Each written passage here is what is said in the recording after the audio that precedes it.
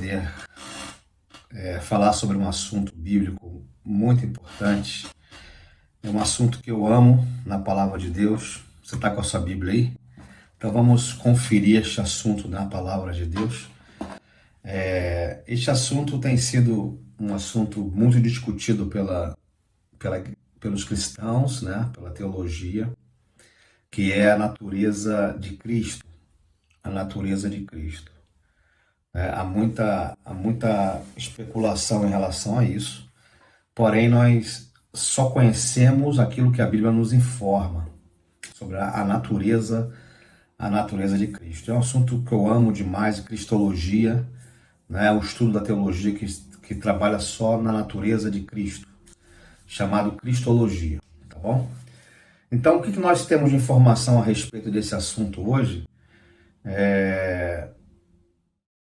Somente o que está na Bíblia, ok? Somente do que está na Bíblia. Mas o que temos é o suficiente. O que nós temos hoje na Bíblia a respeito da natureza de Cristo é o suficiente para a minha fé e é o suficiente para a minha salvação, tá certo? Então a Bíblia, o que é a Bíblia? É um conjunto de livros, tá certo? Que a gente tem informações a respeito de como eu ter fé em Jesus, fé em Cristo, e o suficiente para a minha salvação. Não mais que isso. Tá certo? O suficiente para a minha salvação. Deixa eu só um instante aqui. Ok. Muito bem. O suficiente para a minha salvação. Tá bom? Então, agora, o que eu conheço de Deus é tudo o que a Bíblia fala, é tudo que representa Deus. Deus é tudo aquilo que a Bíblia fala? Não. A Bíblia é a palavra de Deus, somente aquilo que Deus quis que eu conhecesse é o que ele revelou na palavra. Isso não significa que tudo que representa Deus está na Bíblia. Não. Deus é muito maior e a mente humana não é capaz de entender Deus.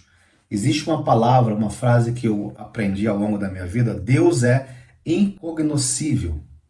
Ele é uma incógnita para as pessoas, para o ser humano. Deus não se faz conhecer totalmente. É impossível a mente humana conhecer Deus.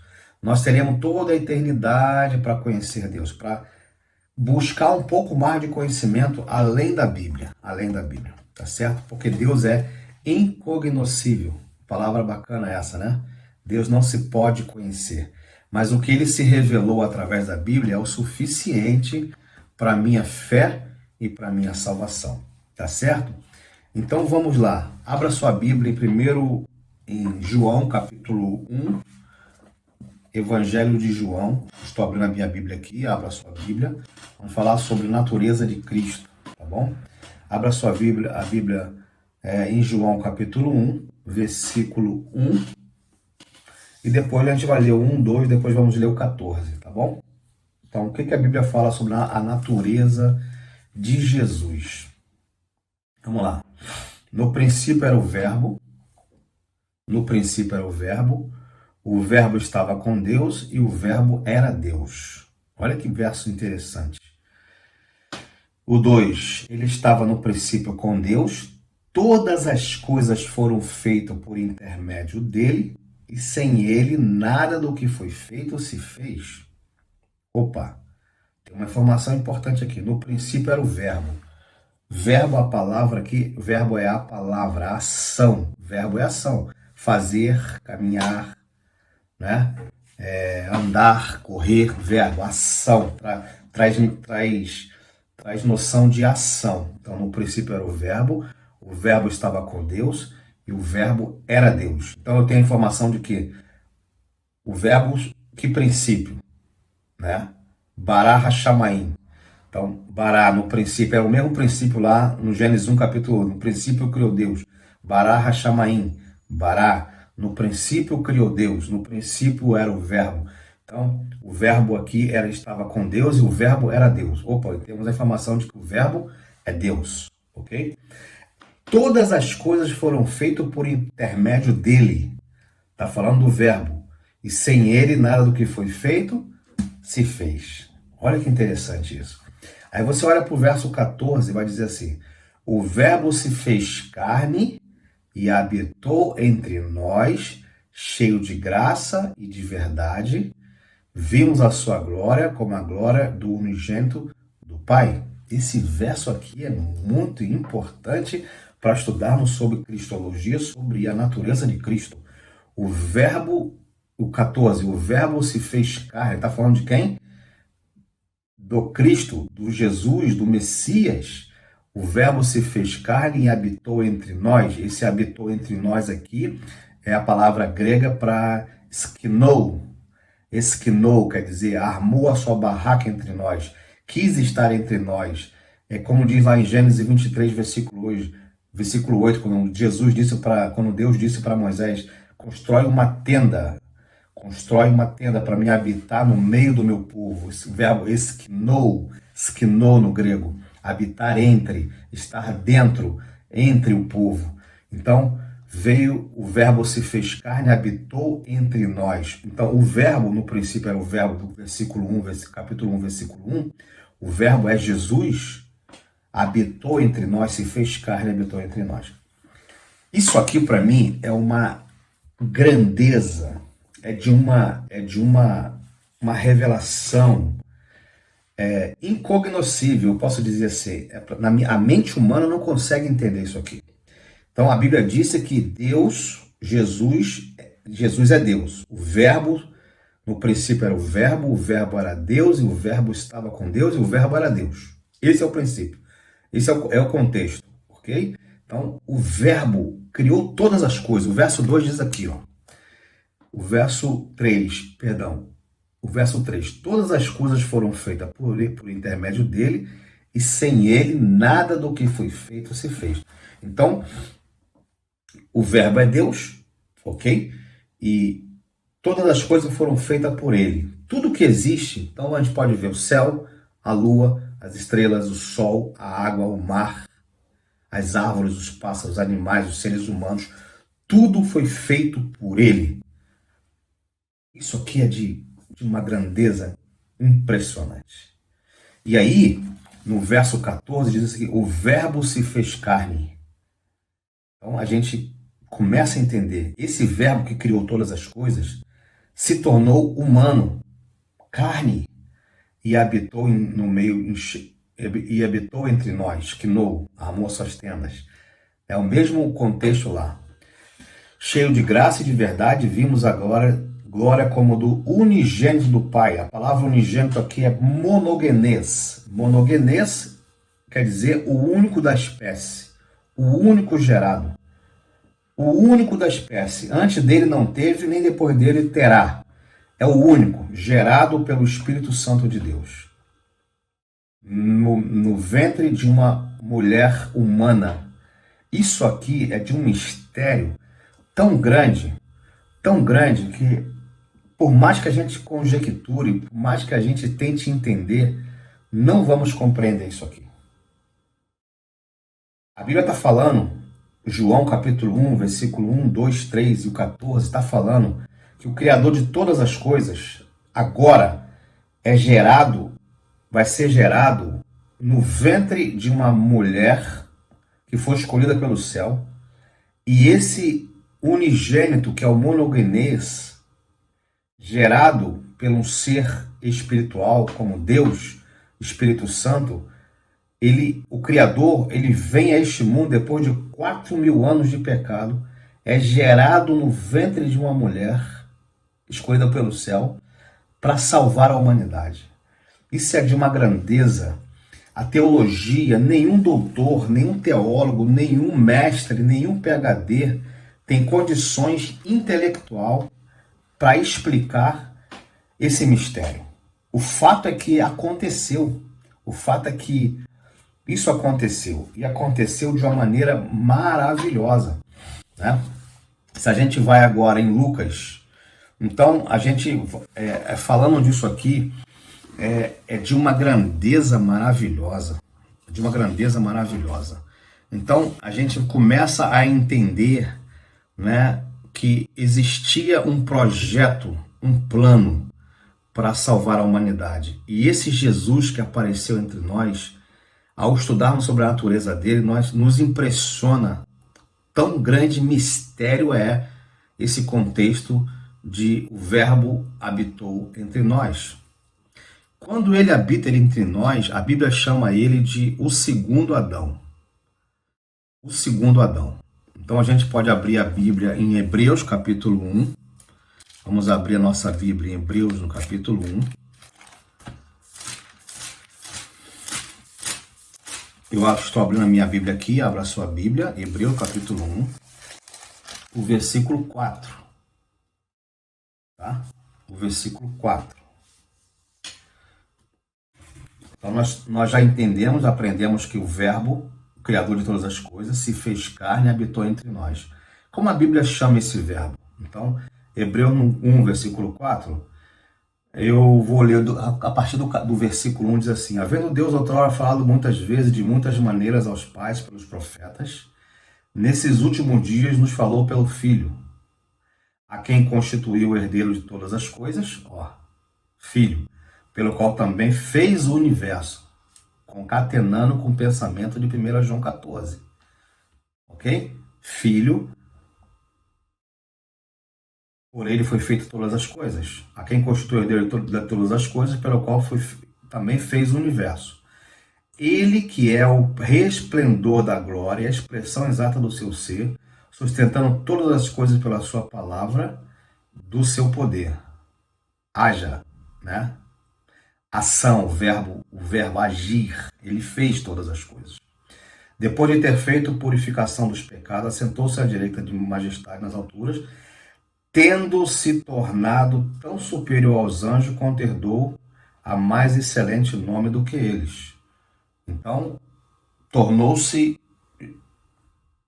mais excelente do que os anjos. Adão, ele foi criado menor do que os anjos. Ok? A Bíblia diz que Adão foi criado menor do que os anjos. Esse segundo Adão aqui, nós vamos ler, já que falando sobre Jesus como segundo Adão, foi criado maior do que os anjos, tá bom? Quando Jesus criou o corpo de Adão, quando Jesus criou lá Adão, a Bíblia diz que o Verbo que criou todas as coisas foi feito então Jesus, que habitou entre nós, o Verbo, Deus, criou o corpo de Adão. Quando ele fez o boneco de Adão, ele estava criando então um corpo para ele próprio. Quando Jesus então cria, formula, né, faz do boneco de barro um corpo, ele estava criando um corpo para ele, para um projeto que ele viria e usufruiria deste corpo. Tá certo? Como diz a Bíblia. Então, se você for abrir lá a Bíblia em Hebreus, no mesmo livro de Hebreus, capítulo 10, versículo 5, vamos ver aqui. O capítulo 10, versículo 5, abra sua Bíblia e confere comigo.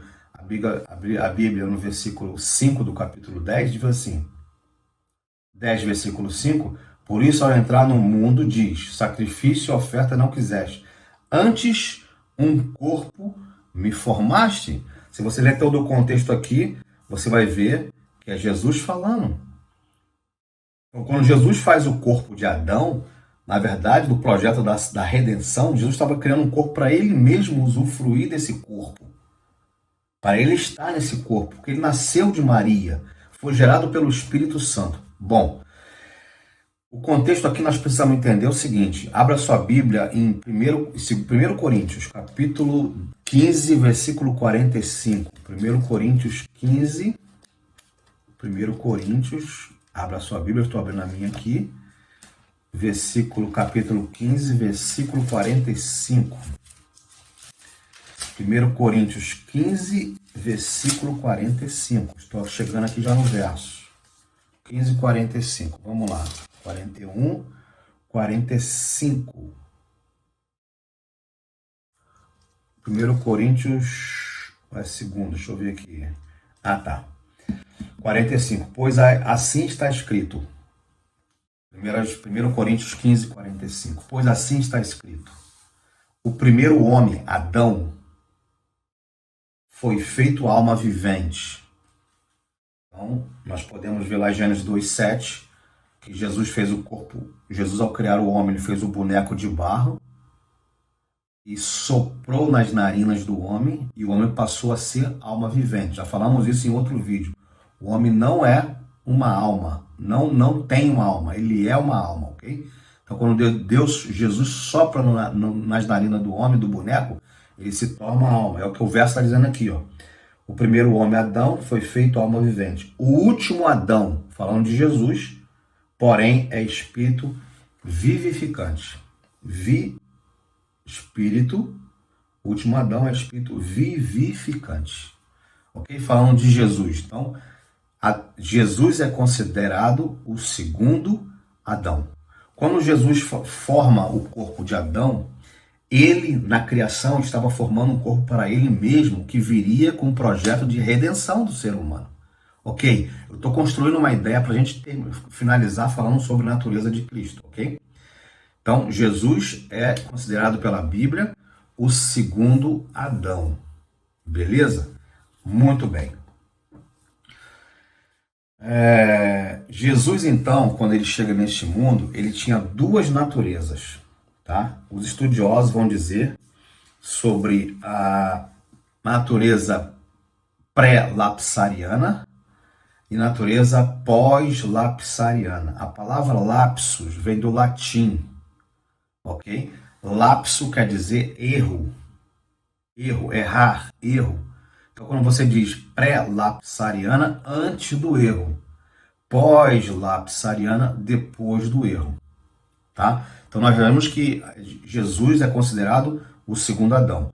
Jesus, então, o verbo se fez carne e habitou entre nós. Tá certo? Joel, qual a diferença de Jesus para mim? Então, ele tinha duas naturezas. A pré-lapsariana, antes do erro, a mesma natureza que Adão tinha antes do pecado. Ok? Adão, antes do pecado, ele era uma pessoa sem propensões para o pecado, ok? Então, Jesus tinha a natureza de Adão antes do pecado. E Jesus teve a natureza de Adão depois do pecado. Então, errar, lapsus, pré-lapsariana e pós-lapsariana. Entendido isso aí, né? Lapso vem do verbo do latim, quer dizer errar. Então, Jesus tinha as duas naturezas. Então, quando Jesus veio a este mundo, o mundo já havia 4.000 anos de pecado. 4.000 anos de pecado. Então, Jesus tinha a natureza divina, e Jesus tinha a natureza humana, que é diferente da natureza pecaminosa. Então, por que, Jó, você prova que Jesus tinha natureza divina? Prova que Jesus tinha natureza divina. Hebreus, no capítulo 7, se você abre a sua Bíblia, volta lá ao livro de Hebreus, capítulo 7. Hebreus capítulo 7, 26, vai dizer sobre a natureza divina de Jesus. Ok? 7, 26. Está aqui. Hebreus 7, 26. Com efeito... Espera aí. Deixa eu ver. Com efeito nos convia um sumo sacerdote.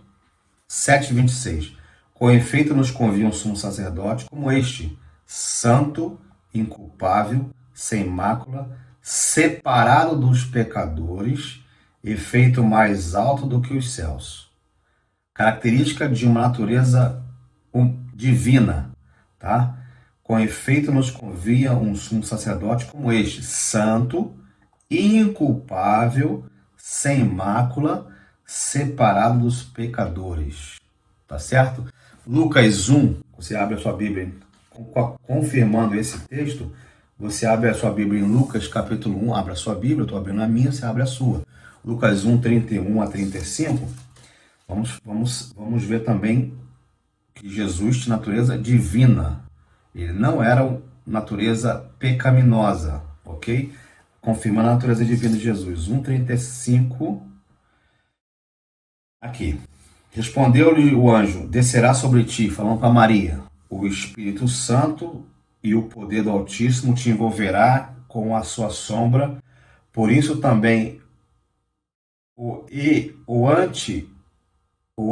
o ente santo que há de nascer será chamado Filho de Deus.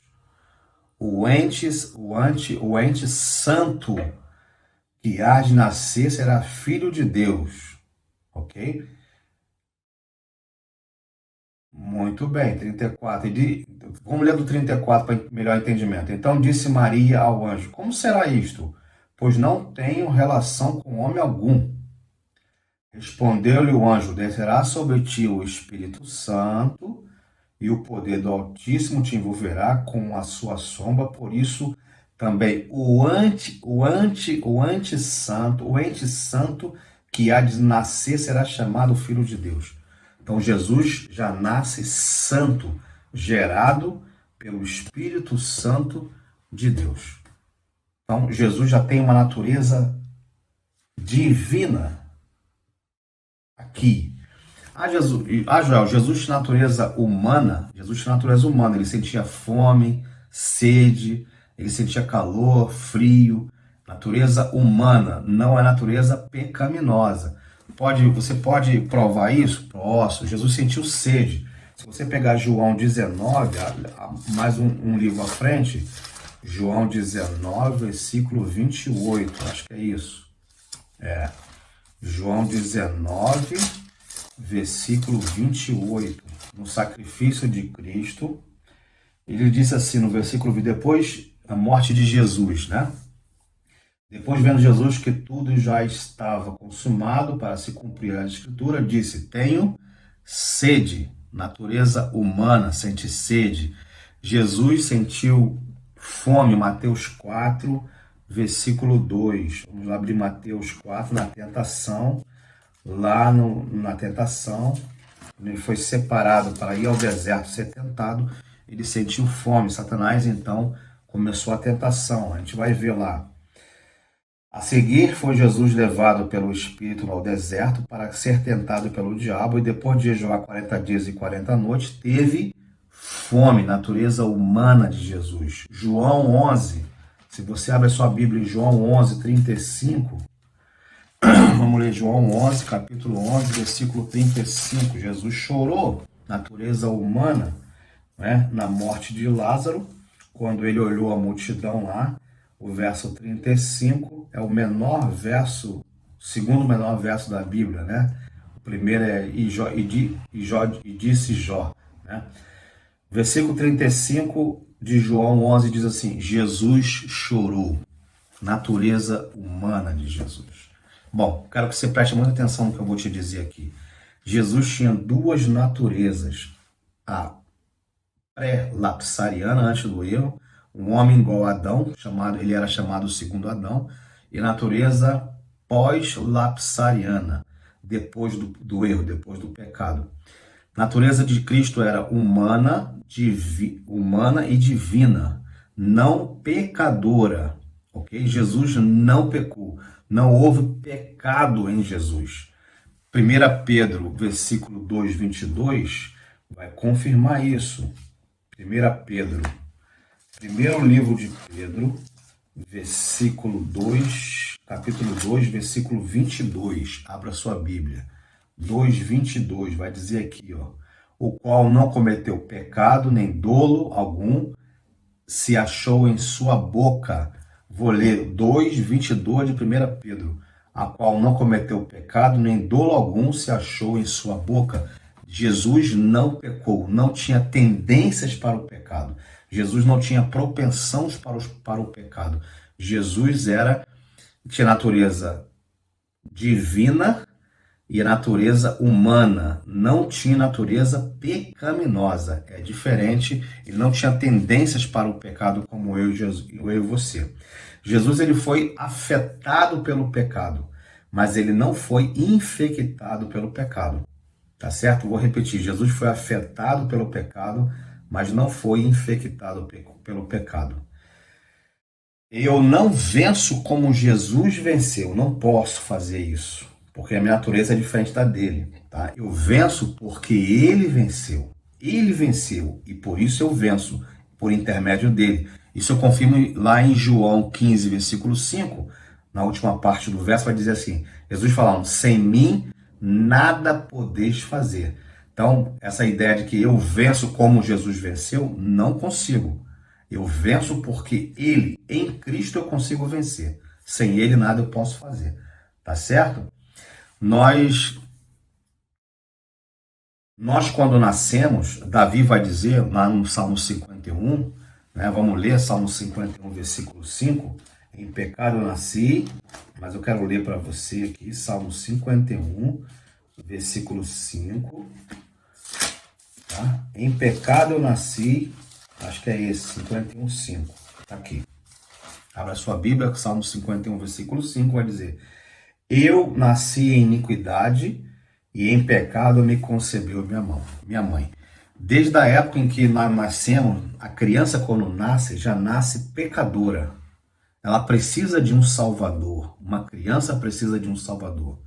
Tá? Então todos nós, como nascemos com tendências para o pecado. Porque eu fui gerado pelo meu pai. Meu pai coabitou com a minha mãe e aí nós nascemos. Dom de Deus. Jesus não teve participação humana para gerar. Quem gerou Jesus foi o Espírito Santo de Deus. Como Jesus disse para Maria, o que tem no teu ventre é gerado pelo Espírito Santo, né? O Espírito Santo. Então, Jesus teve uma mulher foi escolhida pelo céu e o Espírito Santo que gerou Jesus no ventre dessa mulher. Diferente de eu e você. Nós fomos gerados pelos nossos pais. Jesus foi gerado pelo Espírito Santo. Tá certo? Adão foi criado. Existe a diferença de criado para gerado. Tá? Adão foi criado. Os anjos foram criados. Eu e você fomos gerados. Jesus foi gerado. Por isso nós somos filhos de Deus. Quando Jesus foi gerado, ele se torna filho de Deus. Tá? Eu, quando fui gerado, eu me torno filho de Deus quando eu aceito a Jesus. É diferente de gerado para criado. Tá? Então, quando nós nascemos com tendências para o pecado. Porque nós fomos feitos de um pecador. Jesus foi gerado pelo Espírito Santo, por um santo. Então, ele não tinha tendência. A natureza dele é diferente da minha e da sua. Por isso que eu não posso vencer como ele venceu. Eu venço porque ele venceu. Tá? Então, as crianças que nascem hoje precisam de um salvador. Então, quando a criança nasce, ela precisa de um salvador como eu e você precisamos. Tá certo? Tá certo? Para finalizarmos, existe hoje uma alusão à natureza, né? A união hipostática. A teologia chama-se a união hipostática. É um assunto muito complexo e de não muita informação, tá? Então, a natureza de Jesus, existe a união hipostática, a natureza hipostática de Cristo. Não, ele é 100% homem e ele é 100% Deus. Como funciona? Ele não é 50% homem, nem 50% Deus, aí torna 100%. Não. Jesus, ele é 100% homem, 100% Deus. Tá? Isso é um mistério que nós teremos aí a eternidade. Aqueles que vão ser salvos serão na volta de Jesus, que vão se encontrar com o Senhor e viver uma eternidade com Ele. Vamos ter esse tempo todo para a gente entender um pouquinho sobre a natureza de Cristo. Né? Então, esse termo foi iniciado na resolução do Concílio de Calcedônia em 451 depois de Cristo. Então, se estudava, assim, queria se entender, então, a união hipostática, como ele era 100% homem, 100% Deus. É um mistério. Isso é um mistério. Então, o que nós sabemos isso é que ele é 100%, ele tem a natureza divina e a natureza humana. Ele é 100% Deus e 100% homem. Tá? Há muitos mistérios, como a encarnação de Cristo, é um mistério. Como a morte de Cristo. Na morte, quem morreu? Foi o homem ou foi Deus? Deus, a Bíblia diz que Deus é imortal. Né? 1 Timóteo 6,16, o único que possui imortalidade. Deus é imortal. Quem morreu na morte de Cristo? Foi o homem 100% homem, 100%... Isso é um mistério. A mente humana não consegue entender isso aí. Então, tudo que a gente vai falar sobre este assunto é o que a Bíblia ensina. Nós já vemos que, pelos textos que nós já lemos, ele é diferente de mim e você. Então, a teologia, a cristologia hoje entende que Deus ele é 100% Deus, 100% homem. Ele teve natureza divina e natureza humana. Ele não pecou e não teve natureza pecaminosa, como eu e você. Tá bom? E as coisas que a gente não sabe, a gente deixa por conta da Bíblia, né? E um dia na eternidade iremos saber. Então, Deuteronômio 29, 29, o último texto que vamos ler aqui, Deuteronômio 29, 29, vai dizer que as coisas encobertas não nos pertencem, mas as cobertas pertencem a nós. Aqui vai dizer 29, 29, as coisas encobertas, Deuteronômio 29, 29, as coisas encobertas pertencem ao Senhor, nosso Deus. Porém, as reveladas nos pertencem a nós e a nossos filhos para que cumpramos todas as palavras dessa lei. Então, as coisas encobertas não nos pertencem. Então, nós nos baseamos só na Escritura. O que a Bíblia ensina em relação à natureza de Cristo, que ele era 100% Deus, 100% homem, e que ele tinha a natureza divina e a natureza humana, não a natureza pecaminosa como eu e você. Que Deus abençoe você, que Deus te conceda um dia de bênção, de paz e de alegria para você e sua família, em nome de Jesus.